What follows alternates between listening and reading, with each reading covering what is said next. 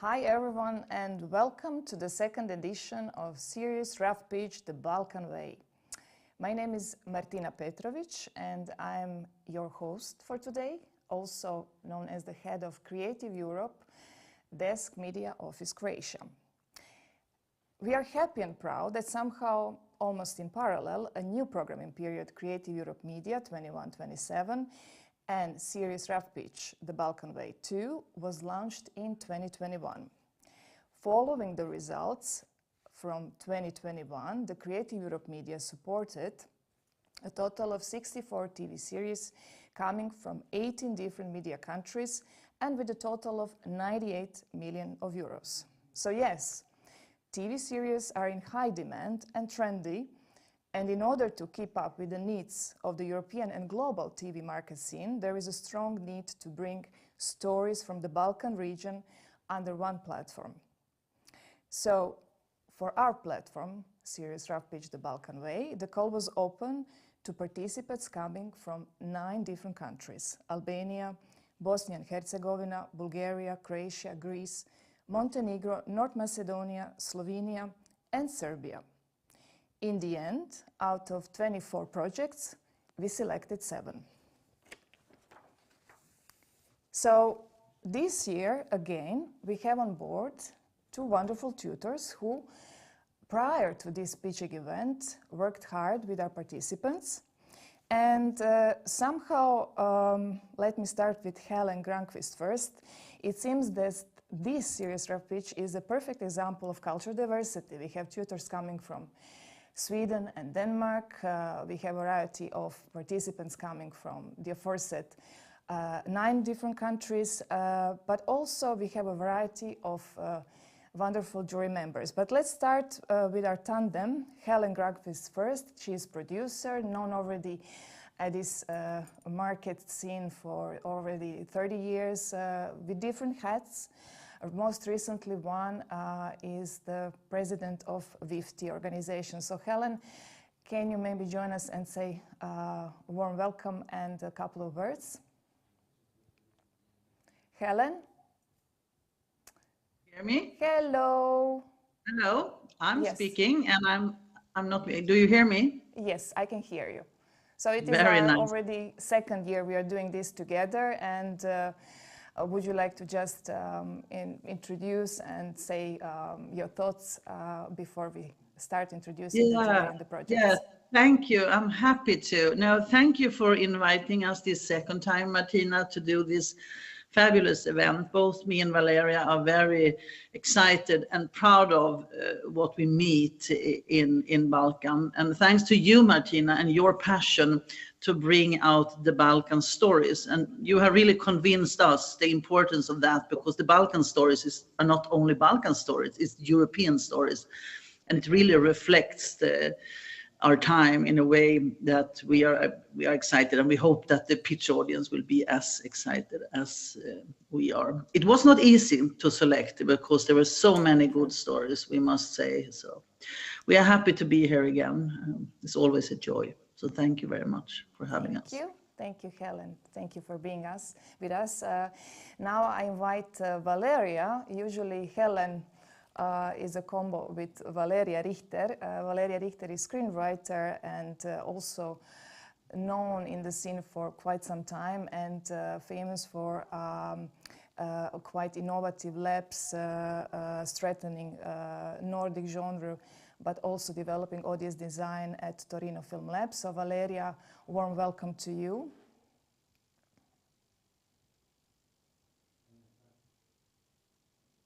I don't know if my image is visible or not. Okay, oh, hello, thank you. Hello. Yeah, it's. I don't have much to add. It's wonderful to be here, and we had some very intense days with the participants, and we are very excited to show their pitches now. So let's get going. Thank you so much for joining us. Yeah, and yes, so this year the number 7 is a magic number. So today is the 7th of November. We selected 7 projects, and we also have 7 jury members. So, before we introduce the projects, let me introduce the jury members. I would like to start with Andrea Hoffmann, coordinator at Berlinale Co-Production Market, Co-Pro Series. So, Andrea, just to say a warm welcome. Let me see if we can see you. Hello, can you see me? Yeah, the image Great. will Hi, come everyone. soon. Hello, Andrea. Hello. How is Hi, in Berlin? greetings from Berlin. It's a great pleasure to be on board, and I'm excited for the event and for the pitches of those wonderful projects. Thank you. Thank you so much. Yes, we also had last year Berlinale Co-Production Market, so it's wonderful to see you on board again as the jury member. Thank you, Andrea. So now I would like to invite Mira Staleva. She's head of Sofia meetings, but also running Sofia International Film Festival. Mira, the rumor has it that you are in Thessaloniki right now. So let me see the rumor you is very and correct. how it's over there. Hello from Thessaloniki. It's as beautiful as ever, as warm as ever. And Martina, thank you for inviting me to be part of this forum. At Sofia meetings, we started pitching for TV series 3 years ago, and I totally believe in the importance of making the stories coming from the Balkans traveling around, especially considering that the market in this part of Europe is not that well financed when it comes for TV series. And it's really very, very important thing to open. So pleasure, looking forward to hearing all the magical stories. Thank you. Thank you, Mira. Now we are going to move to Nadia Radojevic.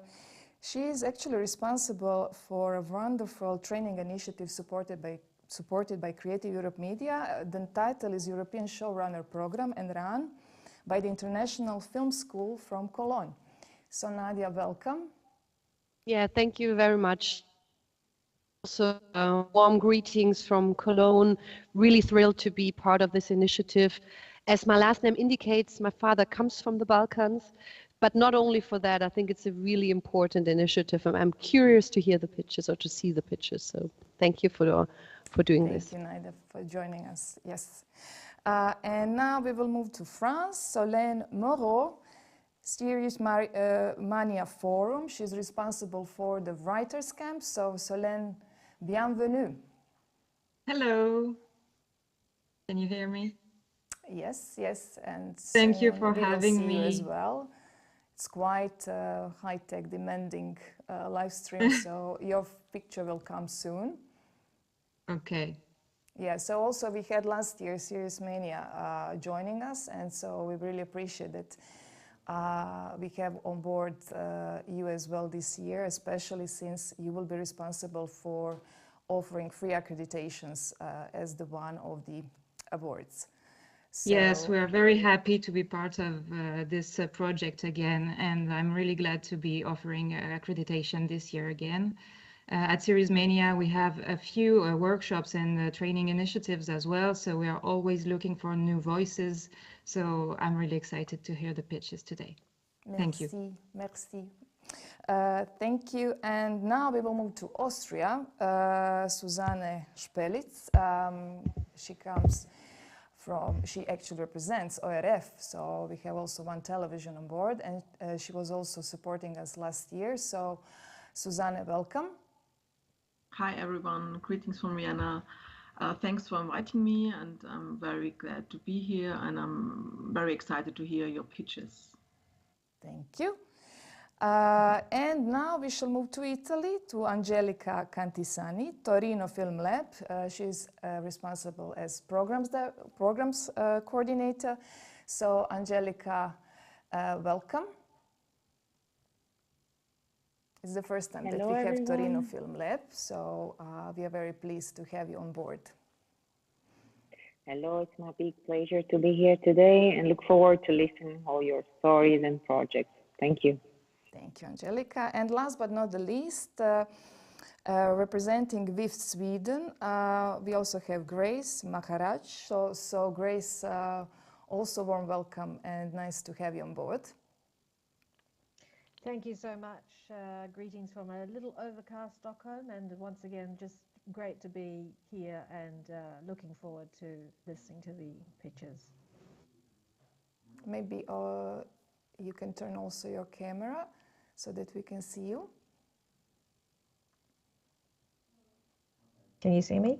Yes, now it's perfect. Thank you. Wonderful. Okay, so thank you also for being part and for taking the role also as the jury member. So last but not the least, my big thanks also goes to my dear friends and colleagues from all over, not only the Balkans, but Austria and Germany, especially Berlin-Brandenburg. So in the following order, I also thank from Austria, Esther and Clara, Bulgaria, Kamen, Greece, Anna, Montenegro, Maria, North Macedonia, Ivana, Serbia, Una, Germany, Berlin-Brandenburg, Suzanne, Josephine and Mirja, as well as Zagreb Film Festival, who is also partner on board. It would also not have been done without the support of our film centers, the Croatian Audiovisual Center, Bulgarian National Film Center of Montenegro, North Macedonia Film Agency, Film Center Serbia, and BIFT Sweden. So let me explain how the process will go on. The awards are the following. So we will introduce special mention by the tutors, then as you could hear, Serious Mania Festival accreditations, and the final jury award of 3,000 euros. So after the presentation of the projects, this is just the information for the audience, we'll take a short break of 15 minutes so that we have some time to decide the awards. But also the audience feel free to comment on our Facebook pages or YouTube channel, because write us which project actually inspired you, and why, because we also prepare some small surprises for the most active ones. So I take a deep breath. I hope that our dear and wonderful participants are ready, because tada, we are starting. So the first project that is going to open the pitching floor is Grey Divorce, and it's the Serbian project. It's going to be represented by Lea Stankovic and Ivan Knežević, creators. And when asked how they would like me to introduce them, they wrote 2 writers looking for a producer. I hope they won't mind, but I would like to highlight that they're also participating at Midpoint Series Launch, and they have also quite some experience in writing their own TV series stories. So let's check the first video. When I was 14, my parents got divorced, and it took me a lifetime to understand that maybe this was the exact moment that they decided to put their own happiness first. I'm about to turn 40 in a couple of years, so halfway through. I'm starting to wonder, what's the rest of my life going to look like? And if anything goes wrong, can I change? Angelina and Zoran are 70. They're healthy for now, they're vital, active, they're still managing their successful real estate business, and they have a great social life, hanging out with their clients and colleagues. They don't plan on retiring, as this is the life that makes them happy, or so they think. When their daughter Sophia, the managing director of the company, decides to retire them against their wishes. They've always told her, live your life to the fullest and work to live, don't live to work. And now she wants them to live by their words. Step back and let her run the show. Angelina and Zoran are shocked. This is not what they expected. Actually, in the 50 years they've been working, they haven't ever given a single thought to retirement. But Angelina starts to think it might be a good idea to step back. Maybe we could actually live a little and do all the things we've dreamed about, but couldn't do them before. Zoran agrees. And with that, they finally retire. Now, they have all the time in the world. For the first time, Angelina and Zoran realize how much work has consumed their life. Their social circle is only clients and colleagues. And all the travel and fun and excitement they've done, it was all for the kids. So they're lost, confused, even a little bit scared. But at least they have each other, and they'll navigate this crazy new chapter of life together. However, a problem arises. they have radically different ideas of how their chapter should look like. Angelina wants their final years to be adventurous. She wants travel, hiking, safaris, roller coasters. She wants to eat weird foods and meet new people. Simply put, she wants fun, laughter, and excitement. But Zoran wants peace. A house in the countryside, a vegetable garden, maybe a Mediterranean cruise once in a while, but nothing too exciting. In his own words, just peace and quiet while we wait for the end. And they realize how they've never even talked about what retirement will look like. And it leaves them in a complicated situation. They try reaching a compromise, but Angelina is bored, and her adventures are complicated to Zoran. Their health is not what it used to be. The conflict deepens as Angelina and Zoran wonder if it was only work keeping them together. Did the love die a long time ago? Was it just a habit? Unable to reach a compromise, they finally decide to separate. Separated, they both try different things. Rekindling old flames. They try being alone. They take a family cruise with their kids. Online dating. Which ends in disaster. Caring for animals. And something leaves them feeling empty. The only thing that's clear is that they love each other, but they can't seem to reconcile their differences.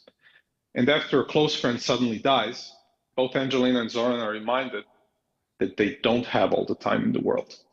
Grey Divorce is a funny, bittersweet series that asks the audience, when does love stop and habit begins? Is it ever too late for change? And whether you're 20 or nearing 40 or even 70, the question remains, is it ever too late to search for happiness?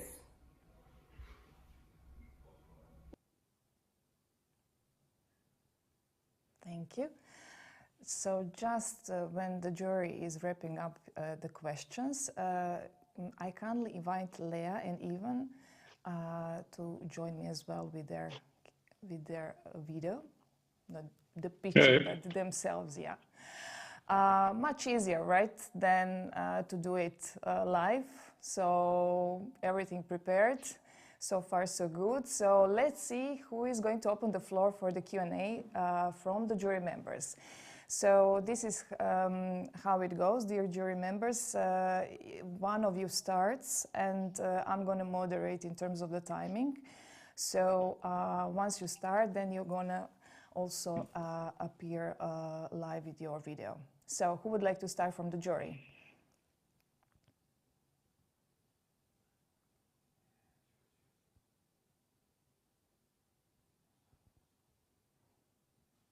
Hello, jury.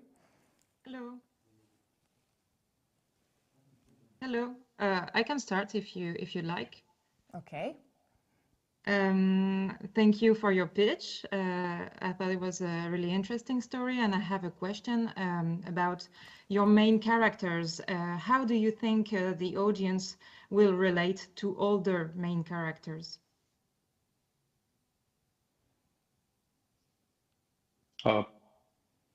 Well, I can go. Yeah, so actually, I mean, we mentioned our personal relation to this story at the beginning, and I guess it takes some maturity and age to sort of realize that even people in their 60s and 70s, you know, they had personal relations, they had romance, they had everything that we're going through now in our 30s and 40s, and we believe we want to treat this as that sort of a story. You know, it's a story about a relationship that's been through all the various different phases and has now reached this, you know, pinnacle, which for so many of us looks very, very distant and improbable to have a relationship that's lasted, you know, almost half a century. So we believe that, you know, all of us that have relationships, whether it's family or with your significant other, will understand the challenges that come with living your life with someone, with sharing everything, the ups and downs that come with it, and in the process of that, sort of forgetting yourself and where you started off as a couple as well. And the theme of the entire thing is the search for happiness, which is universal. It's the same whether you're 20 or 40 or 70. There's always a deadline. Just that it's way more pressing when you're 70. Okay. Thank you, Selene. Anybody else from the jury?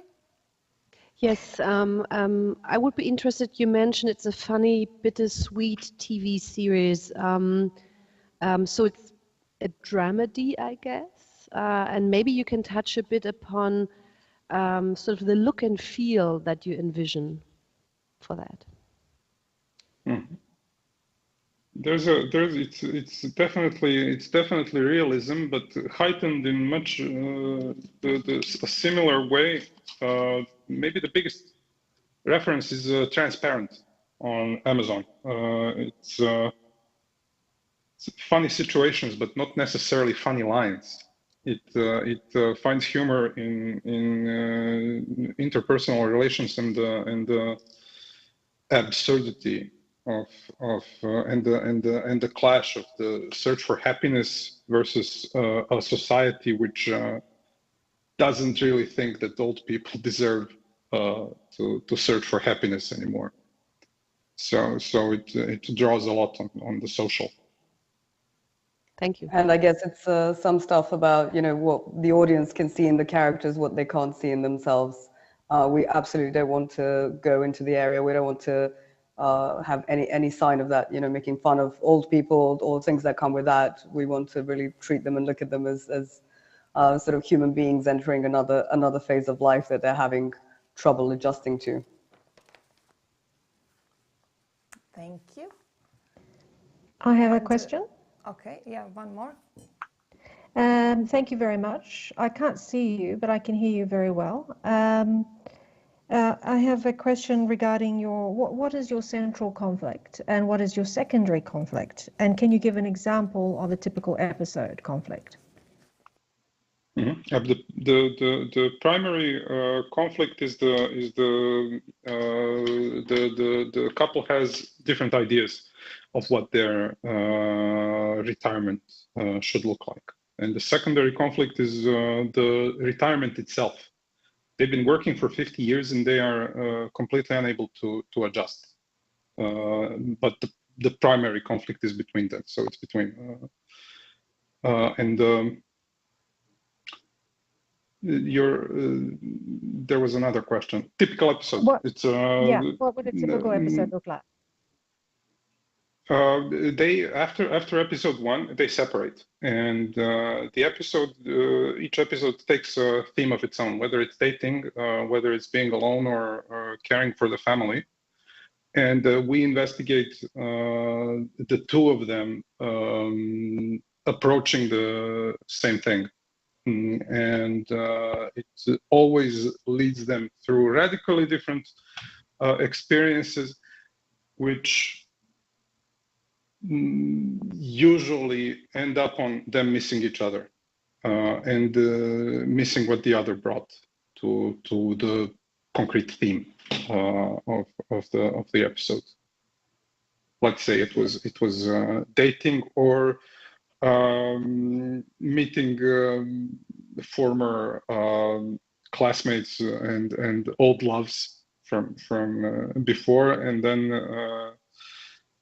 both finding their own prejudices and presumptions about their retirement at their age and their separation in question, and realizing that for some reason they still miss each other. Okay. Thank you. But whether it's love, whether it's habit, so on. Okay. Thank you. And if there is a last question from the jury, now is the time. If not, yeah, maybe you mentioned it, but where will the story take place? We are writing it in Serbia. It takes place in Serbia. In a particular town, or countryside, or?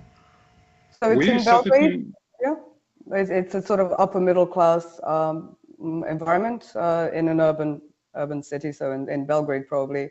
And I think what's particularly interesting about this environment and the sort of the Serbian perspective of it is that even though they're well off and finances are not a concern, divorce is still a taboo, and it's really scandalous for a woman at the age of 70 who has it all, and why would you throw it all away? And it's sort of really, really looked upon as selfish. So there will be those sort of barriers and reactions to overcome for Angelina as well. And I just have a question about the end of the story.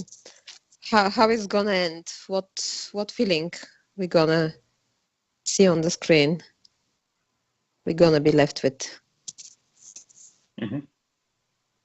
It's bittersweet, definitely, and what we are looking for, well, the end of season 1 is the definite divorce. But if we're talking about the overall ending and how it ends in the very end, our idea would for it to be, still separation, but still a lot of love, and something that's realistic but upbeat and optimistic.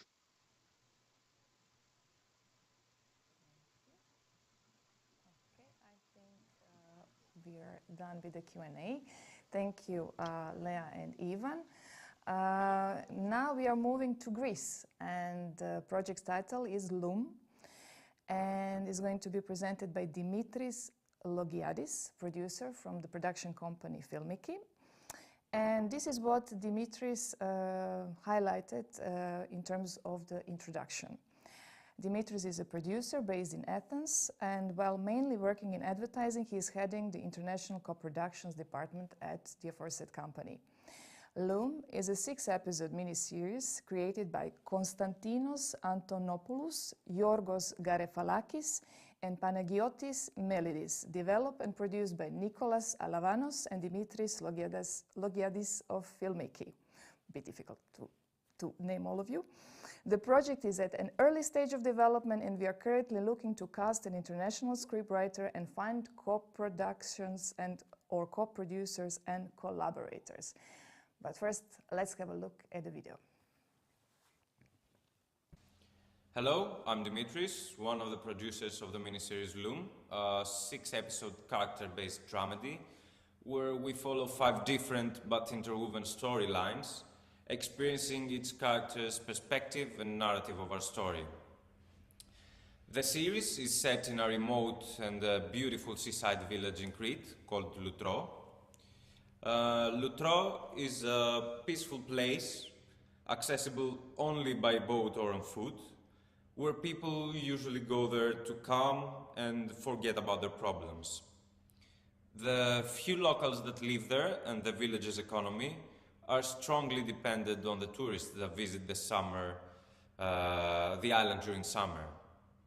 But these years, things have been a bit different. COVID changed everything, and visitors dropped to an all-time low number. That's where Theophania, our main character, enters the picture.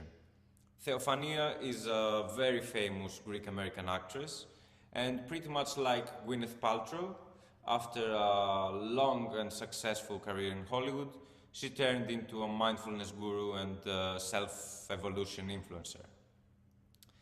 After the success of her blog Loom, she decided it was just the time to take a step further and organize a 5-day convention where all the alternative thinkers and mystics could freely share their wisdom and grow together. Lutro, her ancestors' birthplace, was just the perfect location to host such an event. She Airbnb'd the whole village, sent the villagers to camp at a nearby beach, and turned Lutro into a mindfulness retreat. Everything seemed perfect. The highly priced tickets were sold out, and she proudly inspected the whole transformation works until she received a phone call from her main sponsor the day before the famous speakers and attendees were supposed to arrive. He told her that he can't have another case of rich people evicting locals in sake of their own entertainment, and hung up. She was left speechless. She thought, what the fuck am I gonna do? She couldn't cancel last minute. People from all around the world were already traveling there. She just had to keep her straight face and pretend everything's fine. But she had to face a tiny bit of a problem when, during the welcoming party, the mayor of the village came to meet her and collect the advance payment she owed. And Theophania had to go through all sorts of excuses, blaming the bank and bureaucracy for the delay. At the moment, she didn't know that the villagers overheard their conversation, and they were not happy to be played like that. And that's when shit hit the fan for real. The villagers decided to revolt against her, sabotage the convention, and take back what belongs to them. All the setbacks and chaos will not only start to unravel her own secrets, but every little secret her mindfulness-seeking attendees have been hiding so well until. Will they all manage to come through and avoid facing their truth, or will everything just fall apart? Will that be the real self-growing journey they would have never signed up for if they knew? One of the reasons I loved Loom from the very first minutes of its conception is that it dives into the emotionally ambiguous areas of human relationships. Love coexists with spitefulness. People are equally tender and manipulative, antagonistic and generous. It clearly is a satire on the modern self-centered lifestyle and the superficial lifestyle that comes with it, and how people will do anything to achieve their goal. And I think when that goal is oneself's evolution and mindfulness over the other's misfortune, it's kind of a moral paradox. We aspire to write a story with international impact and set in rural Greece. Currently, we are at an early stage of development, and we are looking for a creative screenwriter that will transform our concept idea into a solid TV script. Thank you for your time, and I'm more than happy to answer any of your questions. Thank you, Dimitri. So I use this opportunity to invite you as well to join us live. I really like this neon lights touch in your video. Yeah. Thank you. Let me see if you can join us. Yeah. Let's see.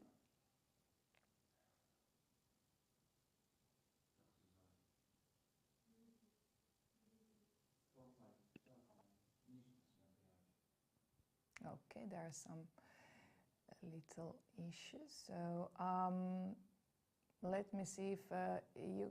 Oh, Grace is already here. Dimitris is here. Grace already has question for Dimitri. So Grace, the floor is yours. Dimitri, for presenting Loom. Can you give me an example of a comparable show that is similar to the tone of your series?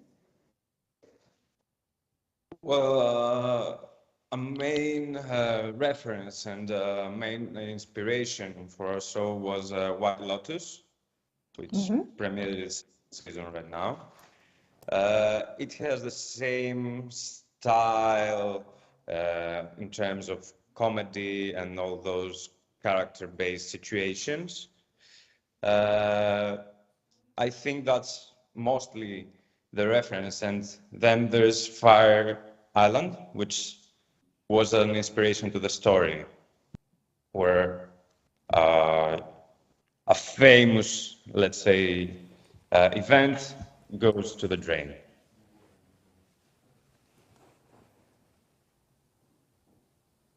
Thank you so much. Thank you. Thank you. Anyone else from the jury? I would have another question. So hi, Dimitris. Thank you for the pitch. You mentioned 5 different but interwoven storylines, which sounds quite challenging at this point. Could you very briefly sketch which are the main storylines that you are envisioning for your series? Yeah, of course. So we have the main point of view is Theophanias, the host of the convention, and her story with the mayor and the villagers. Then we have some attendees and speakers. One of them is a really famous, let's say, influencer of the influencers. He's the guru of the influencers, and we see him with his main follower and stalker, and their whole situation while there. Then we have a famous Asian ufologist with her family there. She's secretly a ufologist, and her family doesn't know, so we see their journey until she has to reveal herself at the convention. We have a famous nudist, and his journey there with his let's say his ex-boyfriend and his current girlfriend. And we have a mother and daughter story, a hard relationship of hate and love between a family, and how they will overcome it. Thank Great, you. thanks a lot. Thank you so much, Andrea. Anybody else from the jury that would like to jump in?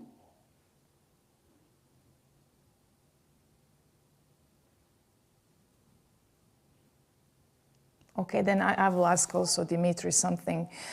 So what are your next steps? And if given the award, like, what would you do with it? So we are, as I mentioned in the video as well, we're currently, our main goal right now is to find a script writer, a native English script writer that can transform all this and give his input there. We are planning to go to Content London, where we're meeting with some co-producers. So we have some initial talks with potential co-producers, and we'll use mainly the funds that we'll find now, we'll use it towards the script writer and further development of the project. Thank you, Dimitris. Okay, so now we are moving to Croatia. The first Croatian project on board is Splinter, and it's going to be presented by Filip Peruzovic, writer-director, and Nikolina Bogdanovic, writer. Filip already has one feature film behind him, so it's The Walk the Dog, receiving 2015 Croatian Actors Guild Award. But he's also famous for his short story Deep Cuts within the Omnibus project, receiving as the best new talent at Valletta Film Festival in Malta. When it comes to Nikolina, she's been doing some screenwriting and dramaturgy on film, TV, radio, and theater. But the most recent success story is definitely being screenwriter for the Croatian film Pelican that is going to be internationally premiered this year at Tallinn Black Nights and is directed by Filip Herakovic. So both are working on a new feature film by Filip, which received also the production funds by the Croatian Audiovisual Center. So let's have a look at the video. We're in Lika, a remote region in Croatia, dominated by misty forests inhabited by bears, jackals and wolves, still full of landmines the war left behind 30 years ago. Desolate towns young people hope to flee from, empty roadside restaurants and motels from the time before the highway to the seaside was built. Today, the only people traveling through this landscape are illegal migrants on their way to the Slovenian border, the gate to the so-called real Europe. And this is where Goran was born. He's a 28-year-old journalist who works for a local newspaper no one reads, who who comes back to his small hometown he left years ago to write a story about the draining of the local lake, which takes place every 10 years. But this time, instead of car junk and other garbage, the bottom of the lake reveals its best kept secret, a body. These turn out to be the remains of Goran's childhood friend, a local girl who disappeared without a trace 10 years ago.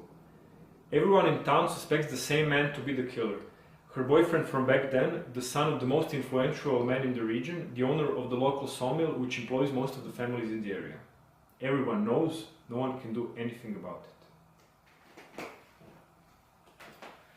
Goran stays in the town to cover the story, forced to return to a community he escaped many years ago and to stay with his estranged father who never accepted Goran's sexuality. The murder doesn't get huge media coverage, and there is no brilliant investigator arriving from the big city to solve the case. Instead, the girl's death is conveniently ruled out as suicide. But to the locals, the dead girl is not just a dead body at the bottom of the lake. She was a daughter, a sister, a friend, and we follow all those who are most afflicted by her death. Her now divorced parents, who both plan revenge each in their own way, her younger sister, who is fed up with living in the shadow of a tragedy, and her godfather, a former sawmill worker who now smuggles migrants and whose secret threatens to be revealed. Goran is torn between professional responsibility and personal involvement in this case. When he publicly addresses the killer, he has to deal with serious consequences. Our series is based on a simple premise. The law is not the same for everyone. We explore this through 6 50-minute episodes in which we portray this town as a small-scale model of our society. It's a society filled with corruption, in which corruption is almost like a national treasure, just like the blue Adriatic Sea.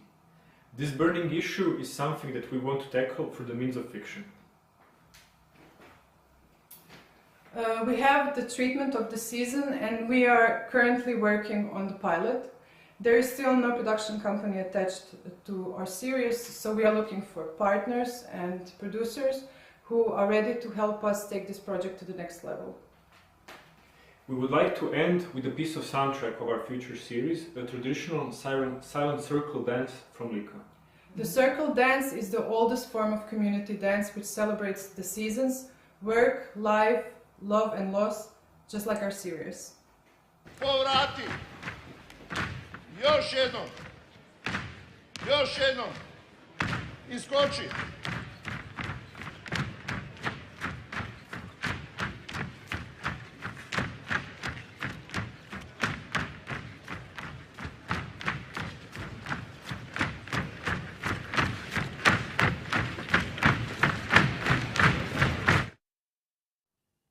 Yes, Chica is the creation title of their project. So thank you. I kindly invite Nicolina and Philip to join me so that we can all see them.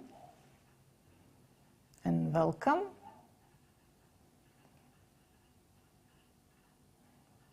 And also I kindly asked one of the jury members to prepare a question for them.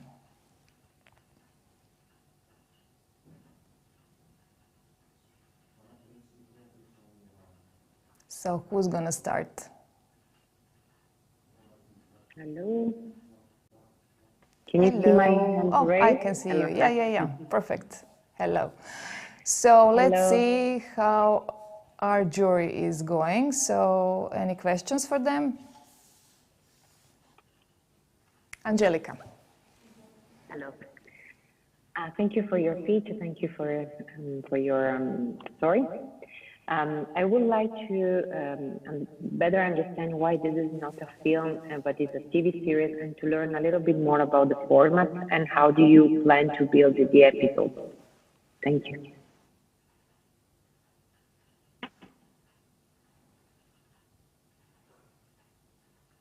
Philip, maybe your sound needs to be on. We can't hear you.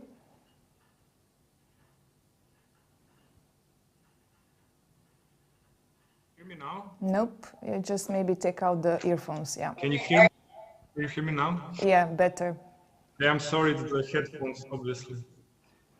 I didn't hear the first part of the question very well. Did you ask why it's a series, not a film? Yeah?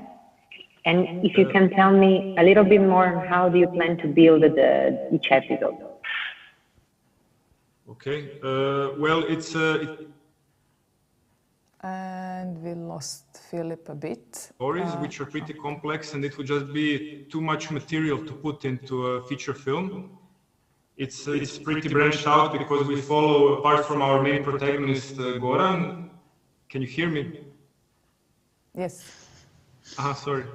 Apart from our main protagonist Goran, we also follow the stories of the family of the deceased girl and other villagers, and it would just be too much material to put into a feature film. So that's why we wanted to make a series, so we can give ourselves time and space to delve deeper into each of their stories. Yeah. And how the story is told for each episode, we tried to end every episode with a cliffhanger. So at the end of the first episode, the whole first episode is consecrated to the draining of the lake, and at the end we discovered the body. And so each of the important key events takes place at the end of each episode to leave us guessing what will happen in the next one. Yeah, Nika, you can fill me in if I missed something. I think you said everything. Maybe we should add that through the series, it is very character-based, and the format of the series will allow us to really get into the characters in a way a film, I think, it's not possible in a film. Yeah. Thank you. Anybody else from the jury? Yes, well, thank you for this, I think, very visual pitch. I immediately got sort of into the scene, but of course I'd like to double check. So in my head, of course, it's because of the topic and the setting, it's quite sort of dark. Usually you would say like Nordic noir, dark visual style. Is that what you envision for it? And can you maybe elaborate a bit on that? Can I go as the director? Yes.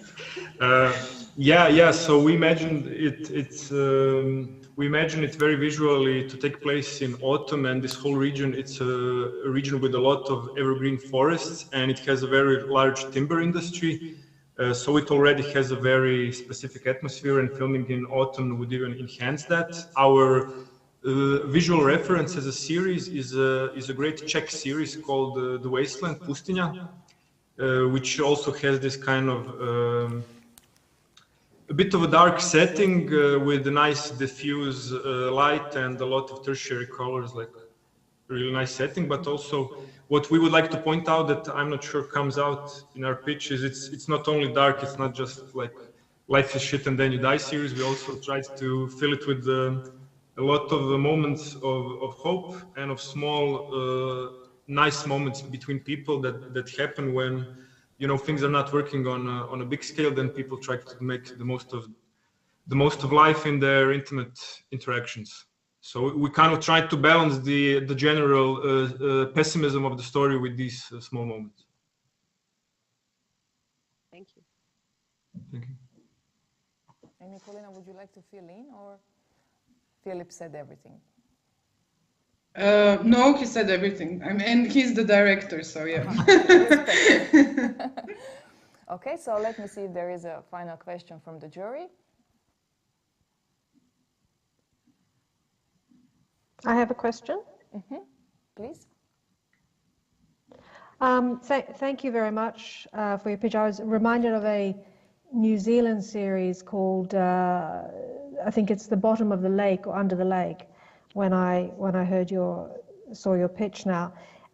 So you answered from a previous jury member, there's enough story in your show to generate more episodes. Is this, do you think so?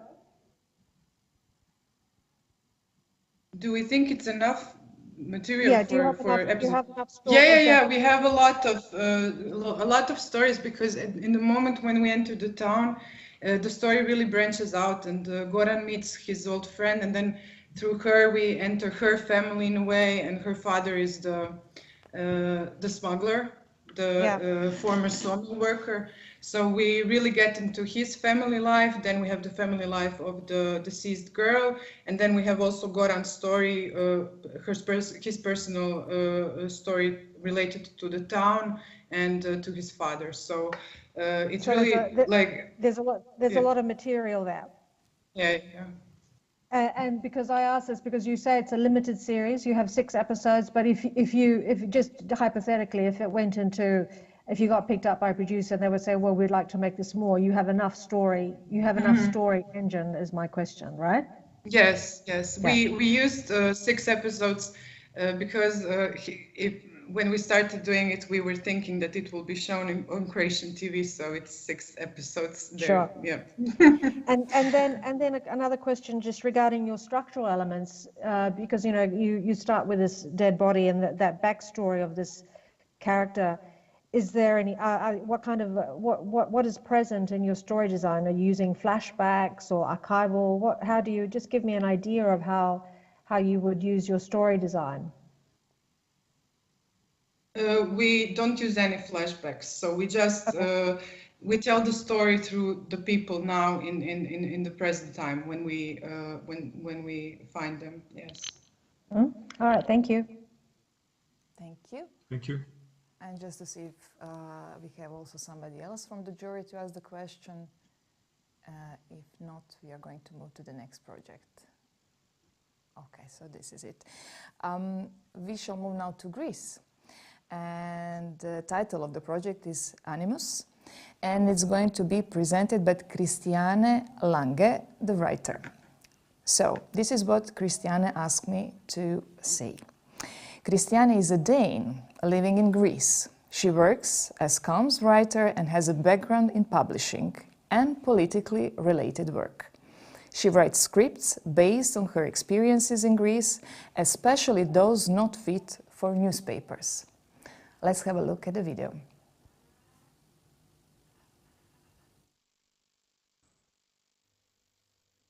I'm going to take you just a small step back in time.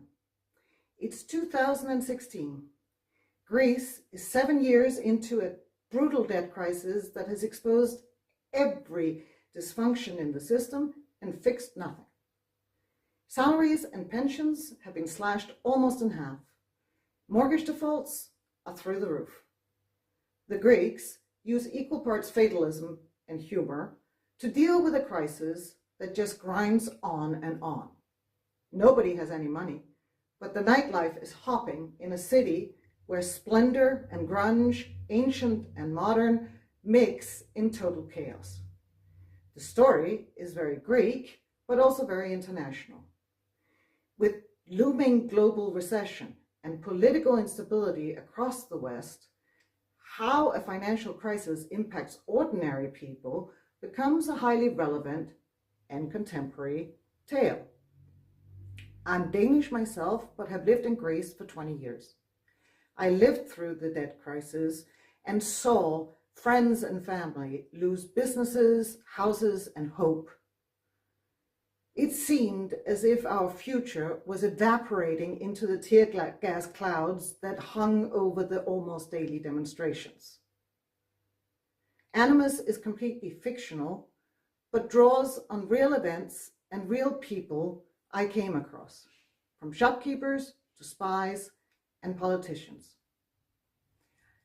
Panos is around 40 and shares a house with his typically controlling Greek mother.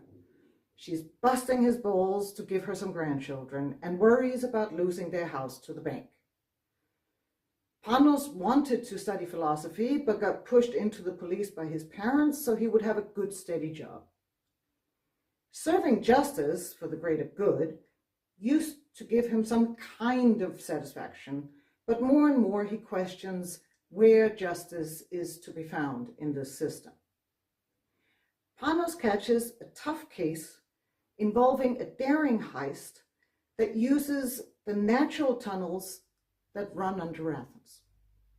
This €1 million theft of a corrupt politician's bribe money escalates into the politician being assassinated a few days later. It looks as if an old terrorist group, supposed to be history, could be involved. Panos's orders are to go after the terrorist group and cover up the corruption, which intensifies the doubts he's having. When he realizes that his best friend Nikos, an artist, and Nikos's girlfriend are involved in the heist, he faces his first real moral dilemma. Will he choose his friend or the system? As he continues to question his own role, he untangles the case with the help of his girlfriend, who's a journalist. When the pieces of the puzzle fall into place, the truth puts Panos, Nikos, and their girlfriends in real danger. The irony is that cops, robbers, and terrorists are all up against the same adversary, the corrupt state. In this case, in the person of an old-school political operative who sees government as a business and will do anything to keep the corruption money flowing. The question at the heart of the story is, how do you find your moral bearings and your sense of belonging in a corrupt and dysfunctional society? Panos' answer is to choose love over the system. His journey of opposing irrational authority also finally makes it possible for him to stand up to his mother and quit his job.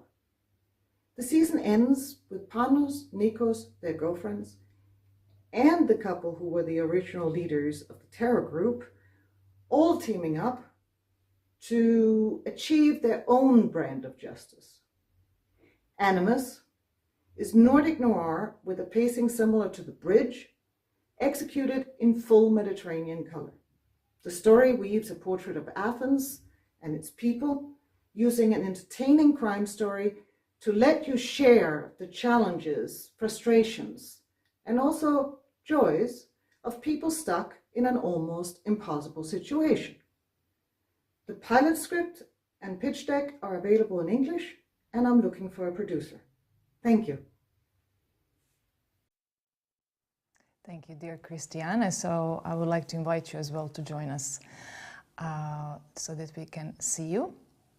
And at the same time, I'm also asking the jury to come up with the first question. So let's see first Christiane, and then also somebody from the jury.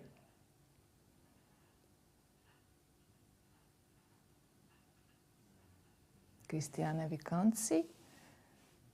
I have turned everything on. Can you hear me? Yes, yes, yeah. Right. Okay, so now let's see if we have a question from the jury.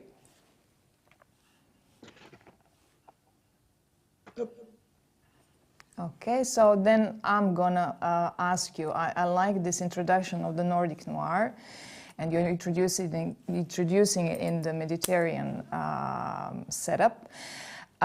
So what would you be, in terms of your next steps, what is now the most needed for you to further develop with your project? Well, I mean, obviously the nicest thing would be to find a producer who wants to get on board to help develop it. Does it need to Until be from then, Greece, or happy more day. open? I would very much like to participate in some more labs and networking opportunities if they come up. Okay. Okay, let me see if the jury also has a question. I can't Yes, see I in do my have- studio the jury, so you just need to start saying, yeah, the question, asking the question. Can you hear me? Yes. Okay, I just have a simple question about the format of episodes that you envision, because I don't think you said how many episodes you imagine and, well, the length of the season. Can you tell us more about that? Thank you. What I have in mind is an 8x60 series. Although Panos quits at the end of the story, there are storylines that can be continued for further seasons.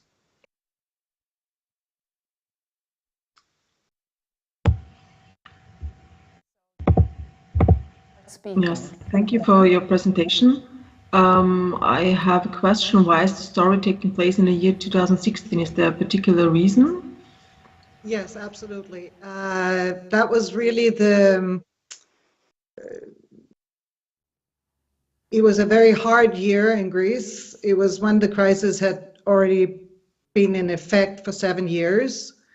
There was a great deal of poverty. There was enormous unemployment. So it really put in stark contrast how ordinary people lived and then how politicians and rich people lived. So I think it really puts the spotlight on what happens when a society is corrupt in a way that would also be relevant today. Thank you. Thank you. Anybody else from the jury? So please just start asking the question so that I'm aware that there is one. Thank you. Can I ask? Yes, please. Christine, thank you. Christiane, thank you very much for your pitch, Amanis. I have a question regarding your character. Just describe a little bit about the emotional characters, the main character story arc, Panos, one, and then his emotional story arc. So 2 story arcs: a story arc for Panos, and then his emotional story arc. Okay, in purely practical terms, he goes into this case along with his young female partner at work. I mean, his police partner. They're already dubious about their orders at the very beginning because they already understand some things that don't fit with what's going on. And as it goes on, he becomes more and more aggressive about getting to the truth of this case in a way he probably hasn't really done before. And this is what gets him thinking about what he's doing with his life and what he's doing with his job and so on. So it's a little hard to distinguish between his emotional arc and his practical arc, in the sense that a lot of it is driven by how he is emotionally reacting to what's going on. And he also falls in love during the course of the story. He's just out of his last failed relationship that his mother helped make go up in smoke. And he falls in love with the only witness in the case, which is also a departure for him because in the past he wouldn't have done that because it's against the rules. So already we know that he's doubting what's going on. And at the end, he's decided in his commitment to his girlfriend and his commitment to get out of this job. Thank you. And just tail end to that question, you're the writer of the series. This is your show. Yes, so to speak. Yes. And are you planning to direct it? No, ma'am. I don't believe I have the background or the experience to do that. And I would love to have a director with some vision come in and add his or her flavor to the whole thing. Okay, thank you. Thank you, Grace. And let me see if we have the final question from the jury. If not, okay, so thank you, Christiane. We are going to move on. So the next project is the Croatian one, and it's named Hotel Amphora, and it's going to be presented by Ivan Grgur. So he asked me to say the following. Ivan is a writer and documentary director, and he will be presenting his debut fiction dramedy series Hotel Amphora. So let's have a look. Hello. I come from a small Mediterranean town on Croatian coast which was once pretty idyllic, until tourism came. Since I was 14 till I was 25, I did almost every possible job in tourism. And if you're a young person from a town like mine, you really don't have an option. Or you work in tourism, or you don't work at all. And that frustrated me a lot. And the things that worries me the most now is that Croatian tourism is completely out of control. We just think about personal profit and we are ignoring completely the local communities, the ecology and the general infrastructure problems we have. And this is not the case only in Croatia, it happens all over the world when mass tourism comes. Hotel Amphora was once a classy hotel, but now it's just shiny on the outside and falling apart completely from the inside. Its guests are once rich Europeans who now can't afford anything else than this shabby, all-inclusive hotel. On the other side, you have employees. Employees have just one mission: to strip off as much as money as they can from the tourists. In any possible way, of course. Valdi is 24 and he's talented and disillusioned young man with a student job. He works as a bellboy in Hotel Amphora. He has a dream to travel the world, see new things, experience new things and meet new people. On the other hand, he has a nightmare: to become one of his colleagues who are stuck in a rut of mass tourism, stuck in a small town without ambitions and hobbies. Valdi works just to save enough money to pay for his university, journalism university, and to save enough money to leave town as soon as possible. This summer, Valdi's at the crossroads. His girlfriend just left him and he will soon finish university and has to decide what to do with his life. The pressure grows when his boss offers him a full-time contract, the worst thing that can happen to a young person working in tourism, because on one side you have a secure job and secure income and secure future, but on the other side you have an eternity spent in dullness of a non-functional touristic town. You wouldn't believe, but the everyday life of a bellboy is not easy. When Valdi is not carrying luggage, he helps guests with everything, and I mean everything. On the other hand, he's intelligent and resourceful, but he uses his talents just to work less. He creates these hyper-elaborate schemes to avoid work, but because of them, he ends up working more than he would do with actual tasks he was given at the beginning. By the end of the season, Valdi will accidentally discover a corruption affair involving his boss and hotel's disposal of garbage, which brings the town on the verge of ecological catastrophe. The bellboy in Valdi wants to shut up and keep taking the money from the hotel. The journalist in him wants to expose the affair. What will he do is the big question of this season. Even though the Valdi's big and small dilemmas will be the plot that we're going to follow throughout the whole first season, series is episodic.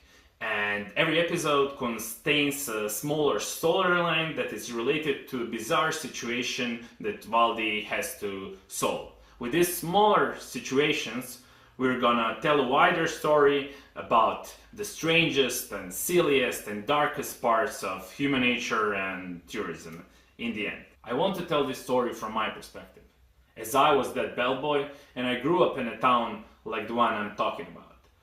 And I want this story to be funny, absurd and surreal on the surface, but really serious underneath it. I wanted to speak seriously about problems of mass tourism because we're really near the point of no return. But there's still hope for towns like Mar to have a future and for more sustainable tourism. And that's why I want Valdi to have small glimmers of hope every now and then through this series.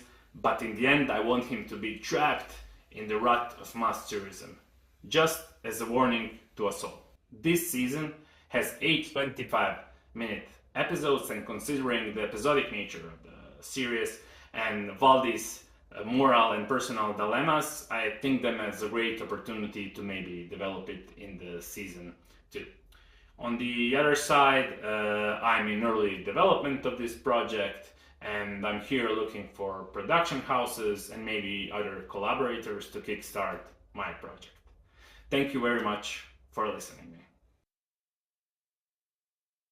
So I would like to invite Ivan as well to join me so that we all can see him. And also one of the jury members can also raise a question at the same time. So you just start asking. So let's see if Ivan I'm here. can I'm join here. Can you me, hear me? and also let's see if the jury is ready to ask a question. So I would like to jump in with a question. So I would just start. Yeah, hi Ivan. Thanks for sharing the story with us. So I was wondering, does the protagonist of the series have any allies, or is he rather struggling on his own? So something I would like to double check. Yeah. He struggled. There are like glimmers of allies that in the end always turn up not to be allies. He has there will be a new receptionist coming, a female receptionist, and he just broke up with his girlfriend and he's looking for love maniacally as well. So he'll have a quite like a romantic thing with the receptionist, and she will be only his like glimmer of real collaborator.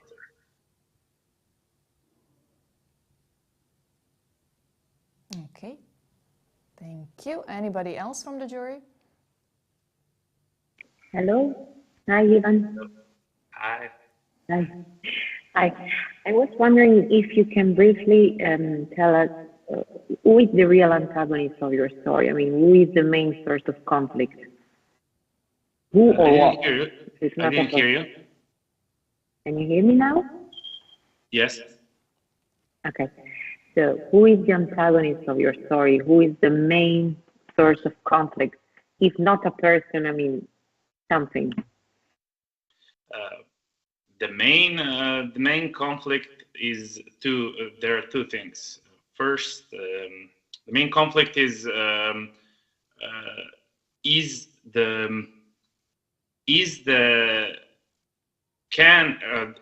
does Valdi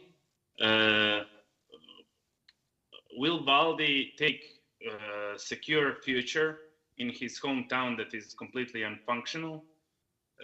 Or will he try to leave the town and look for happiness elsewhere?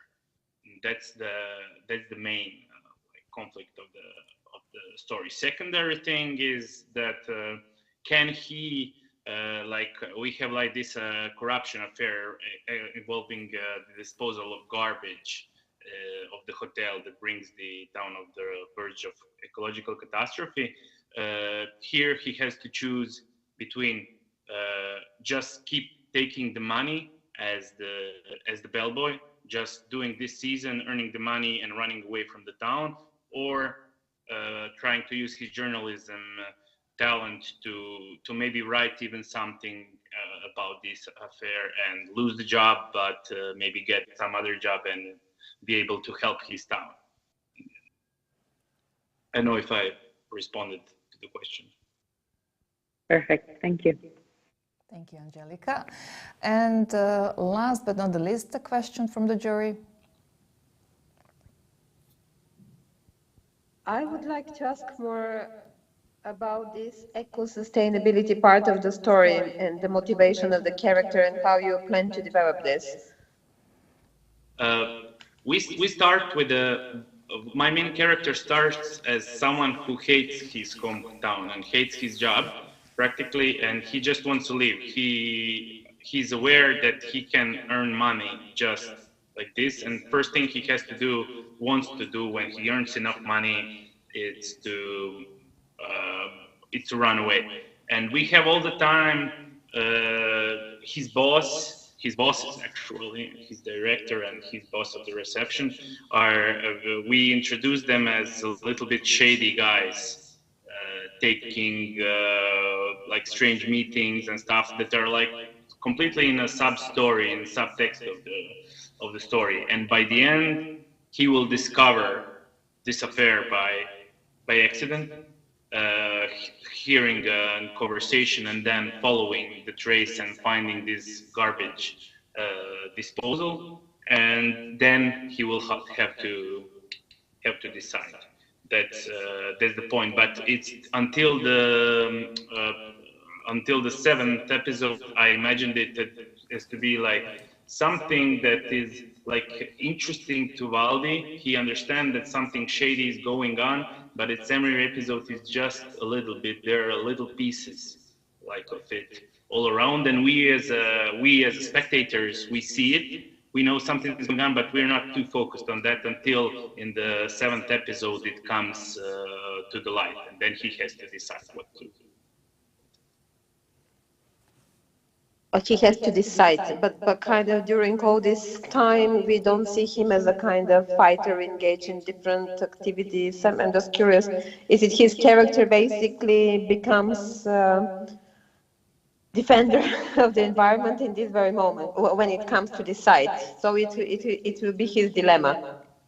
Yeah, it will be his dilemma. Yeah, until that moment, he just wants to not like until we see him like progressing a little bit, little by little as a character, because watching tourism happening in mass tourism and all the strange stuff happening around him, he starts thinking about the impacts of everything. Until now, he was just taking the money and doing as everybody else because it was comfortable for him. He doesn't have conscience in the beginning, and by the end, he grows this conscience. Thank you, Ivan. Thank you, Mira. So to see if there is a last question from the jury, and if not, we are moving to the next project. Then thank you, Ivan. Thank you, Ivan. We are staying in Croatia. So our sixth project is Generation Rec, and is going to be presented by Ana Badurina, creator-writer attached to the production company Antitalent. Antitalent has been quite successful in terms of the track record, and Anna joined them 1.5 years ago. And among many of their success stories is definitely the last year's success story, because they won Camera d'Or at Cannes Film Festival, and it's the debut feature film by Antoneta Alamet Kusjanovic, and it's called Murina. But when it comes to Anna herself, she also runs her company, mostly concentrated on music videos, and she has made and done more than 60 of them, quite famous in the region and Croatia. But let's have a look at the video.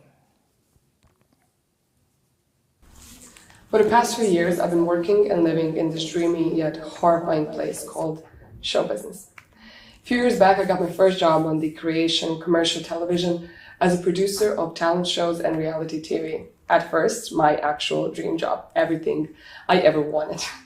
On my first day in, I learned my first lesson. Television makes people, and people make good TV. What a magical phrase. I wrote it down even in my notebook on the first page so I can read it every day and remember where we're heading. Soon enough, second lesson kicked in. There are 4 categories to fill in to have a fantastic episode with high reach. Happy story, sad, tragic story, something we find funny, something we can make fun of. Sounded harsh, but reasonable. I started reaching out potential candidates and selling them an opportunity, the stage for their talent, or as we say, a good story for an episode. It took me 2 weeks. It took me 2 little weeks to become the person I've never met before. I was a storyteller with no moral limit to reach my goal and be the best. And so I was for 3 years. What you do to others will eventually affect you. Driven by the same ambition, passion, and hunger for success, 2 women will use everything in their power to reach their goal. The difference is, Sabrina is the one with the responsibility to create Alyssa's character for the screen. When I say character, I mean how real and how raw can a person be when it has to become the flesh for the audience. Sabrina is 24 years old. Oh, She is fresh, young, and newly employed story editor.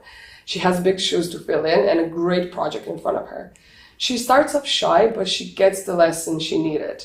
You have to create an alter ego for this. You have to be able to do this. It's an opportunity. Not everyone gets it. You get to be a producer. And she actually grabs it by its balls. Alisa, on the other hand, is incredibly talented 22-year-old singer. She decides it's her time to taste the stage. Through this journey, her only goal is to be present, raw, and just like she is. Just a girl next door who loves to sing. Eventually, she transforms into a fully performer who can finally feel the glance of show business adrenaline. In time, they both become super confident, maybe even too confident. How far is everyone willing to go for a dopamine cult success? Is this chaos actually their life, or are they both just puppets of something so much bigger than themselves? Is there someone beyond them who actually knows what they will gain from having both of them as a part of this huge system? We live in a world where sensational news is popping out on our screens every 7 minutes of the day. The talent of these kids today is an accessory of their exposed social media heartbreaking story. In this story, and hopefully not in the real world, national television lost every core value and responsibility in creating content. People make television, and television makes people exist. It makes them exist. That innocent phrase that I heard on the first day now sounds like a trailer for a tragic ending. How badly are we desperate for attention and confirmation of our existence? How ready are we to use that urge against other human beings? Are we ready to live with that? This pitch was originally made for the same TV company that I stopped working for a few years back. It actually scares me to death to even put this story in front of them because I don't even know how we can backlash. The project is still in development, and I recently finished writing the pilot episode. I'm looking for finance on behalf of future development and eventually co-production to make this show a showstopper that it deserves to be. Whatever happens, the story needs to be told on behalf of me and every other person that left the system for the same reasons, and for every kid who is exploited for a clickbait headline. This is not only a Balkan story, it is a global issue, and it's going on for years now. I am ready to be the best again. I'm ready to produce this show. Thank you very much. So I also invite you to join me. Hello. Can we hear and see each other? And also invite the jury just to start with the question number 1. Hello, Anna. And let's have a moment with the jury. Hello? Can you hear me? Yes. Thank you, Anna, for your pitch, Generation Rec. Very, very interesting. Just tell me, I get a sense of your two characters, but give me a sense of what the central conflict is. What do these two characters want, and how are they going to get this? Anna, you are muted. Can you hear me now? Yes. And now we see Susanne, and it's supposed to be Grace, yeah? Anna, Can you hear me? Yes. Okay. So we have Sabrina, who is on her mission to actually become the best at what she does, because until that moment she never got the opportunity to do her dream job. So her biggest dilemma is, does she stay a moral and sensitive person that she is, or does she go overboard to actually bring in the results and keep her job. And Alyssa is someone who actually just wanted to show her talent, but unfortunately, show business talent is never just enough. And there's a lot of other things that you need to cover to actually become the product for the market. So the conflict is actually between the two of them, since Sabrina has the power to shape Alyssa's story for the public, and Alyssa is in conflict with the production to be presented as she imagined, and of course with herself, thinking of if it's worth it to sell herself to be a business, to be a show business product, or just to be someone who loves to do what they do. Thank you. All right, thank you. Thank you. Anybody else from the jury? Yes, thank you very much for the pitch. Can you tell us a bit more about sort of the format, so how many episodes you envision for it, but also a bit of the story arcs you go? So it's originally imagined as a 25-minute episode, 10 episodes altogether, but I'm still actually thinking about the length of the show, because it has the potential to be much longer, since it will include music numbers and showcases. So the point of the fact that everything is going on in the TV studio, it gives a lot of opportunity, because everyone who works in television world know that working in the studio, you have a feeling of a cubicle, and everything that's been going on there is just a life of its own. You basically lose touch with the outside world, and people go through everything there. People go through their private lives, through their business lives. There's just so much potential drama going on. So the two girls are just main characters, but there's a lot going on the production side and the competition side, and there's a lot of storylines that go through the whole story. Thank you. Thank you, Nadia. Anybody else from the jury? Yes, actually, thank you for the emotional pitch. I just want to know, what genre do you want to tell, and does the story take place in the future or nowadays? I'm sorry, I didn't ask you correctly. Did you ask about the genre? Yes. At first it was imagined as a dramedy, but it actually will have a tragic ending. It's imagined that both girls don't really end up as winners. I mean, depends how you want to look on it. And the story takes place right now, because my goal is definitely to tell a story about social media and everything that's happening right now, and it's actually only getting bigger and more intense. So I might even say the future, if I can overreact with that one. Thank you. Thank you, Susanna. And last but not the least, let's see if we have the last question from the jury. I would have one last question, if I may. Yes, yes. So, yeah, we have already seen several shows and films dealing with show business from a critical, or let's say satirical perspective. So what makes your project's premise and setting stand out? Maybe just a very short statement. I think it's very specific that everything that happens in Balkans just takes much bigger effect on the whole public, because when a show like this happens, I don't know, in a much bigger country, it just affects the field that it's based on. But since we're a very small country, everything that happens here kind of backlashes all over, and people get to know you, like every person in this country gets to know you really, really quickly. So it's the small steps that they make that can leave a big effect on their career and on the viewers of the TV show.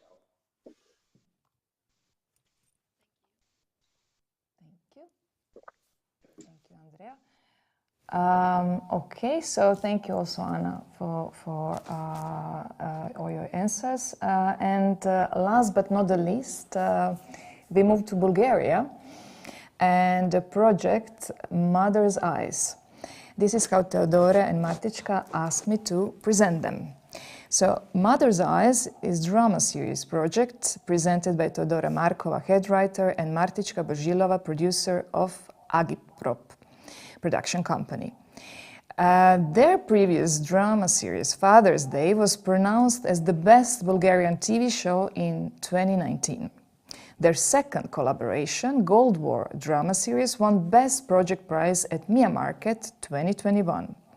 And finally, Agitprop is also behind the first official drama series co-production, Sabr, about the assassination of the Serbian Prime Minister Zoran Đinđić between Croatia, Serbia, and Bulgaria.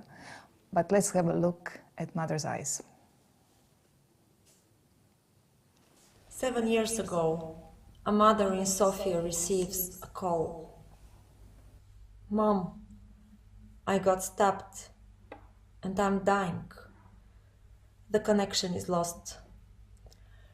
This is a phone call made by a 15-year-old boy. A minute later, he is found dead in a park. In the following months, the investigation discovers that the perpetrator is another boy at the age of 17. The media show several interviews with the mothers of the two boys. Our story is inspired by this tragedy that happened in the center of our city. As I was watching at the two images, I asked myself what was happening in the life of those two women over the past 16 years. How did it come to this point? And the idea about the 12-episode series Mother's Eyes was born. Maria is a single mother. She has a troubled teenager and a little boy with difficulties adapting at school. She is a nurse, blunt, cynical, in constant financial problems. One evening, while waiting for her little boy to finish training in the gym, she receives the horrifying call. Her son Pavel has been stabbed. Near her, another mother, the wealthy Elena, witnesses the scene, and she spontaneously offers to take care of the little boy for the night. The wounded Pavel undergoes major surgery, but remains in a coma with a small chance to survive. The medical team offer a second surgery. It could be fatal, but it could also bring the boy back to life. Frightened, Maria does not dare to sign the documents and decides to wait. From that night on, the two women connect despite their social differences. Elena has a successful construction business with her husband, and their children attend private school. She starts to support Maria and motivates her to investigate what happened that evening. Maria must deal with the truth and the guilt that she didn't know her son at all. It turns out that Pavel was selling drugs. Immediately, accusations fly by all sides at Maria and her son. Only Elena stands by her. We experience the first 4 episodes from Maria's point of view. From episode 5, the story swaps to Elena's point of view. She begins to sense that something weird is happening at her home, something connected to the crime. When she discovers that it is in fact her own son who stabbed Pavel, she's horrified. She tries to cover his tracks, hiding the truth from Maria. She needs to protect him the way she has always done. From episode 9, the two women start to haunt each other. Maria senses that her new friend is acting strange, and she is filled in with suspicions. her search for the truth becomes even more hectic, and finally the crime is resolved. The two mothers separate. Will it be possible for them to meet and to support each other again? The painful event makes Elena realize that this time her son should carry the consequences of his crime. And Maria, she finds strength and hope to sign the documents for the surgery of her boy. We are filmmakers, but we are mothers as well. Theodora has 3, I have 2 children. The problem with violence among youngsters is growing huge, especially in our part of the world. We want to tell this story that asks moral and ethical questions, but takes us where the answers are inappropriate. Where forgiveness is the only way to overcome despair, pain, and anger. The only way to survive. We are at the stage of development. We have full Bible and drafts of the pilot and the second episode. We are planning to apply for funding in Bulgaria. We are looking for co-producers, broadcasting partners, and a sales agent. We thank you very much for your attention. Thank you. And now I would like to invite Martička and Teodora to join me as well, so that I don't feel lonely. And also, I asked the jury to already prepare the question number 1. So let's see if we can see each other. Perfect, perfect, perfect. Okay, so the jury, the floor is yours. Who is going to start? Question. Thank you for the pitch. You told us that your story is based on true events. Is the friendship of the 2 women a dramaturgical decision, or is it true? It's a dramaturgical decision. It is only inspired by true events. And actually, the real case that we were following, the boy was dead immediately. And we decided that we don't want to leave the viewers in such a hopeless state. So in our story, the boy remains alive in a coma with small chance to survive. But in real life events, the mothers do not know each other. It is only in our story. Will the audience know that Elena's son is responsible for the attack? At what point? Could you repeat just the beginning of your question? During the season, when will the audience know that Elena's son is responsible for the attack? At what point? The viewer receives together with Elena. So from episode 5, she starts to suspect, and the viewer starts to have suspicion. And we lead the viewer together with the protagonist, Elena. So they both understand and discover this at episode 7 or 6. Thank you. Thank you. Anybody else from the jury? Yes, I have a question. Can you hear me? Yes. Yes. Yeah. Thank you, Theodora and Martika.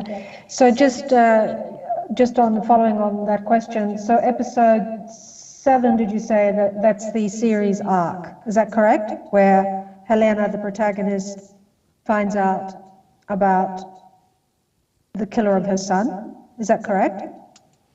Yes, it is around the midpoint of the series. And how many episodes have you planned for this? Is this a limited series, or what's your episodes?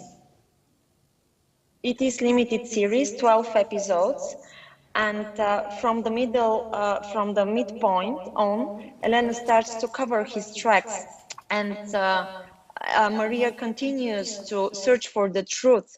But both mothers start from as antagonists from the beginning of the show, but they turn to antagonists from the middle. And so first 4 episodes are from the point of view of Maria. The second 4 episodes are from the point of view of Elena. And the last 4 episodes, we follow both protagonists when they start to follow each other and they are filled in with suspicion to one another. But despite of the fact that Elena is trying to cover up the crime, the truth is resolved and Maria manages to understand who is the killer. So you got, from what I understand, you have cliffhanger. Am I correct to say you've established cliffhanger scenes, episodes, so that, you know, as a TV series, we want to know what's going to happen next, and so are you creating this cliffhanger suspense per episode? Yes, we have actually developed a one-page synopsis per each episode, and we know very well the theme and the arc of each episode. We have cliffhanger endings of each episode, but we have in mind that this is not only a crime drama, it's a psychology drama, and we are not very intense about solving the crime, but also about exploring what happens in the life of those two women and the environment of their kids and why did they come to this point. So it's not only crime and investigation and much more human relationship and emotions. Fantastic. Thank you for that. Thank you, Grace. Anybody else from the jury? I would like to more about the two women. Actually, you mentioned forgiveness. But what we're gonna see kind of in how the relationship between them escalates when Maria will be kind of cornering Helena, or can you tell me a little bit more about that? Because we start their relationship very unexpectedly and warmly, and then it turns to separation and to suspicion.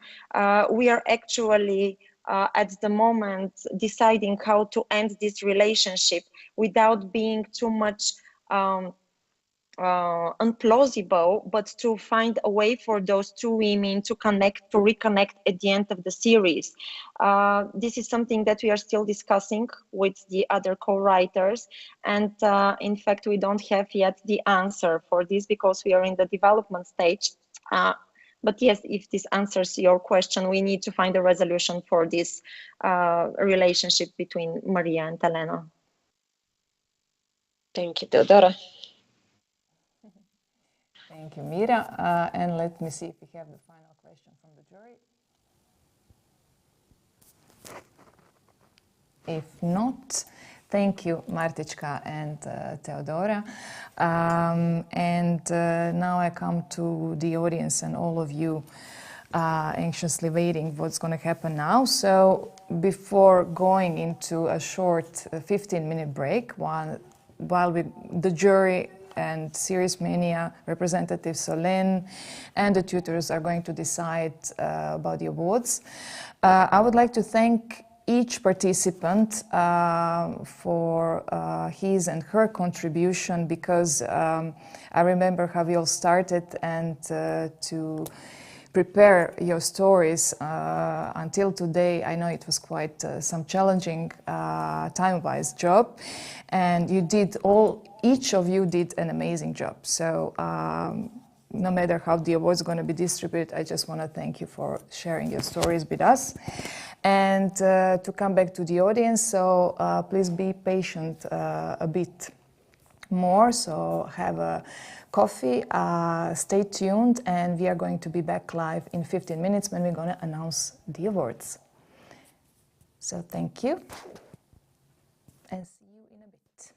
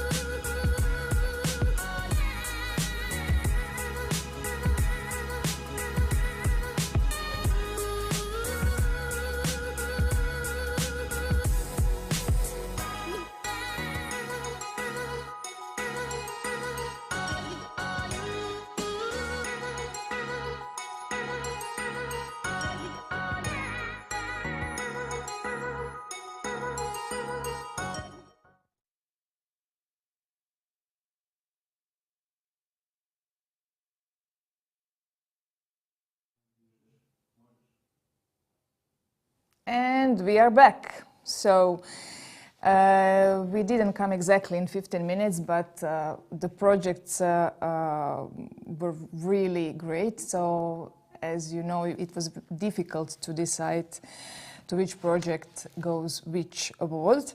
So let me start with the first round of the awards. So it's the special mention on behalf of our dear tutors. So I would like to invite them, Helen and Valeria, if they can join me as well, so that we announce the winner. And maybe you can also wrap it up how it was for you. I know it's always tense to work with the jury and to come up with the awards, but how did you decide about the award yourself, or the special mention?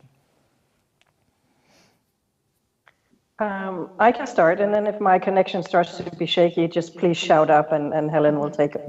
I will hand over to Helen. So obviously, we love everyone, and we have gotten to. It's such a privilege as a pitch coach to be invited into all these story universes and to really also get to know the people behind them. So it's a special mention for everyone, you can say in that sense. But one participant stood out as taking a particular arc, you can say, through the pitch workshop, which was Anna Badurina with Generation Rec, because she started off stating she was completely terrified.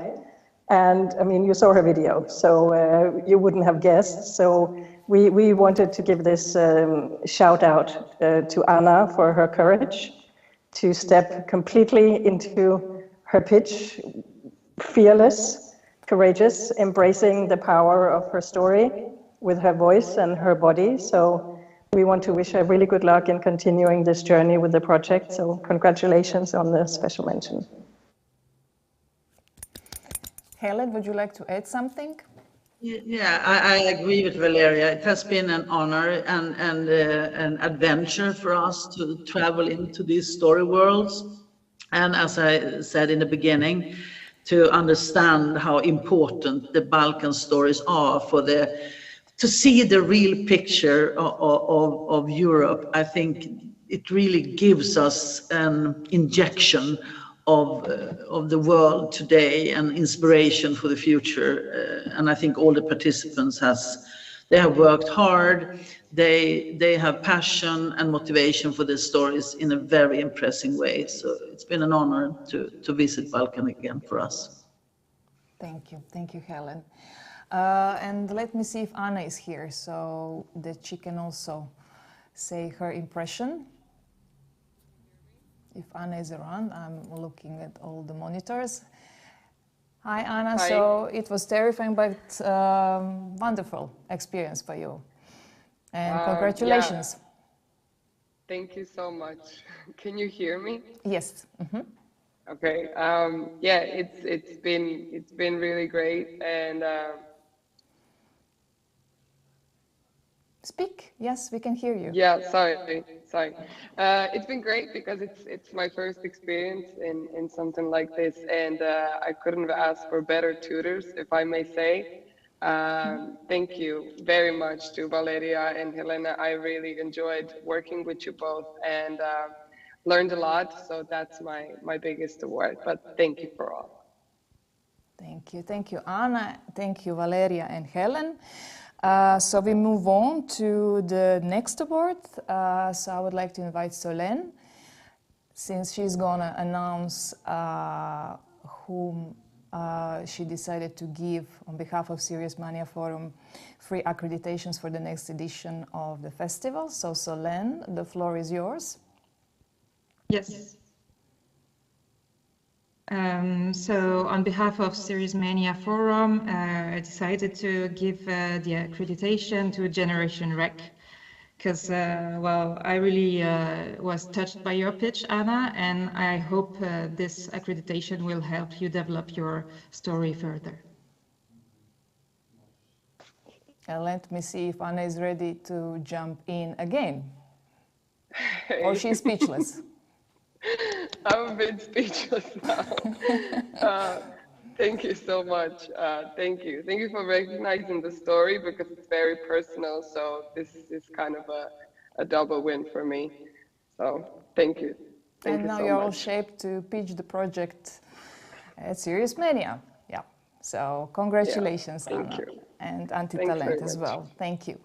And thank you, Solen. And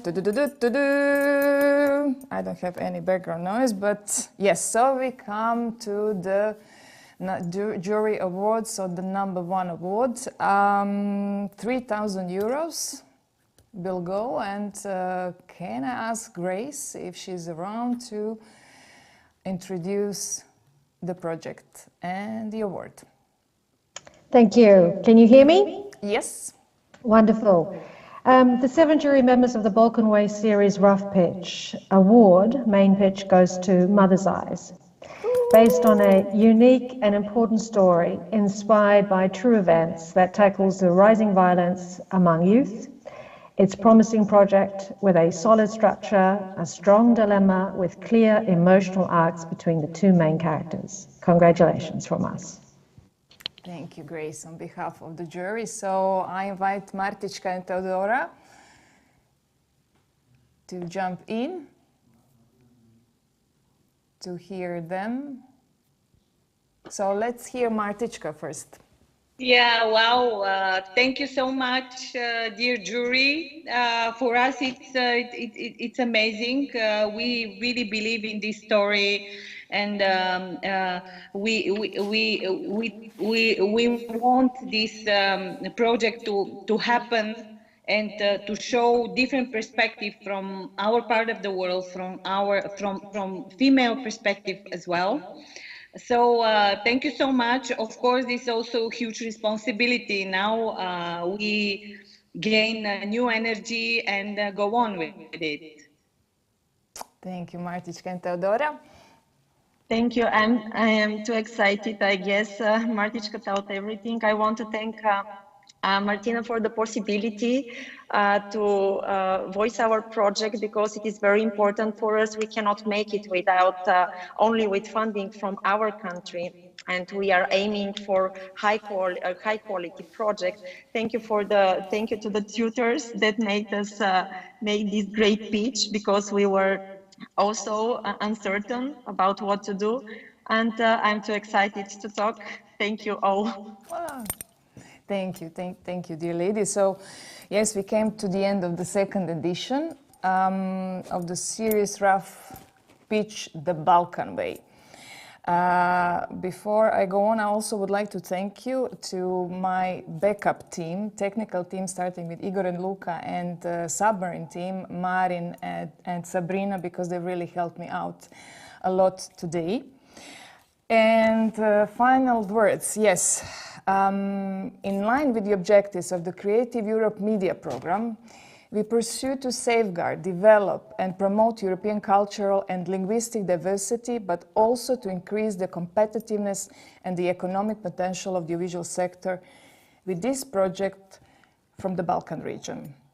There are and there will always be people who inspire us, stories worth telling and characters to learn from. Respecting each project and its author's uniqueness with Serious Rough Pitch, the Balkan Way, we are also creating and developing safe spaces for culturally diverse stories. So let us embrace all those stories that are less visible and less told. And let's continue to do it in the Balkan Way. So see you and looking forward to the next edition. And thank you, dear audience. Thank you, dear media desks to support the event, but also the film centers as a backup. So have a wonderful day ahead and congratulations to all participants and thank you, the jury members and wonderful tutors. See you next time soon.